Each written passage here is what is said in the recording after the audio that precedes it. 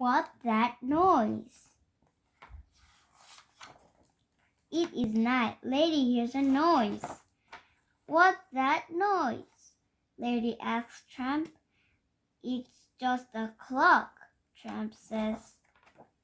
Tramp shuts his eyes, but Lady cannot sleep. Lady hears another noise. What's that noise? That noise? asks Tramp. That's just the wind. Lady looks outside. She hears another noise. What's that noise? Lady asks. That's just thunder, says Tramp. Lady hears another noise. Is there someone inside the house? Lady runs to the kitchen. What's that noise? She asks. Just rain, says Tramp.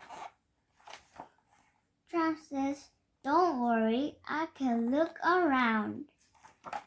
Lady hears more noise. Then she hears a bark. Tramp is on the piano. What is that? Tramp asks. Lady looks at the floor. It was a small bug.